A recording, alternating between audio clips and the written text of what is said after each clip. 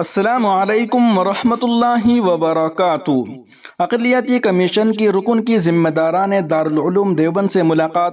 ملک کی آزادی کے مشن کے تحت کیا گیا تھا دارالعلوم دیوبند کا قیام، مفتی ابوالقاسم نعمانی۔ ناظرین و سامعین، اس خبر کو آپ محاسن اسلام یوٹیوب چینل پر دیکھ اور سن رہے ہیں۔ آپ سے درخواست ہے کہ تمام تازہ ترین اپڈیٹ حاصل کرنے کے لیے ابھی ویڈیو کے نیچے سبسکرائب کے بٹن پر کلک کر کے اس چینل کو سبسکرائب ضرور کر لیجیے گا۔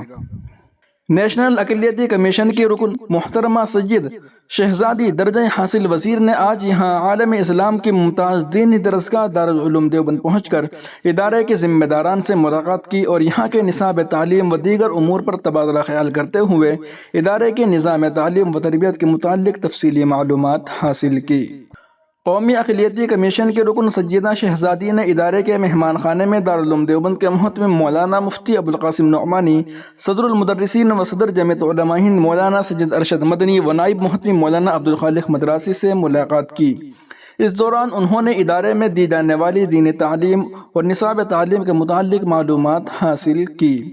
ذمہ داران دارالعلوم دیوبند نے یہاں کے نظام تعلیم و تربیت اور تاریخ دارالعلوم دیوبند سے انہیں روشناس کرایا اور دارالعلوم دیوبند کے مقصد قیام کے متعلق تفصیلی معلومات فراہم کرائی۔ دارالعلوم دیوبند کے محتمم مولانا مفتی ابوالقاسم نعمانی نے بتایا کہ ملک کی آزادی کے مشن کے تحت 1866 میں دارالعلوم دیوبند کا قیام عمل میں آیا تھا اور اسی وقت سے یہ ادارہ ملک کی تعمیر و ترقی میں اہم کردار ادا کر رہا ہے اور پوری دنیا میں اسلام کے امن و سلامتی اور بھائی چارے کے پیغام کو پہنچانے کا فرائضہ انجام دے رہا ہے۔ یہاں طلباء کو مفت تعلیم اور مفت رہائش کے ساتھ ساتھ دیگر سہولیات فراہم کرائی جاتی ہیں۔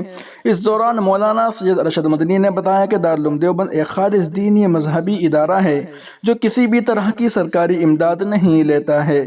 انہوں نے بتایا کہ دارالعلوم دیوبند دینی علوم کے ساتھ ساتھ حسب ضرورت عصری علوم بھی پڑھائے جاتے ہیں تاکہ ملت کے نوجوان اسلام کی روشنی میں ملک و ملت کی خدمت کا فرائضہ انجام دے سکے۔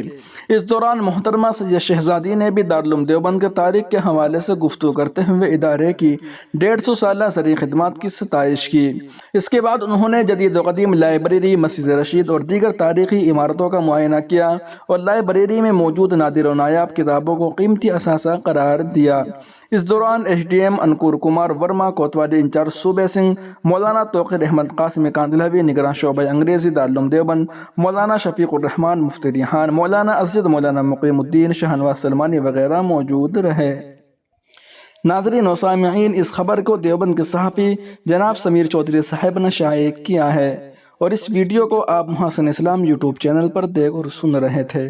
آپ سے درخواست ہے کہ تمام تازہ ترین اپڈیٹ حاصل کرنے کے لیے ابھی ویڈیو کے نیچے سبسکرائب کے بٹن پر کلک کر کے اس چینل کو سبسکرائب ضرور کر لیجیے گا۔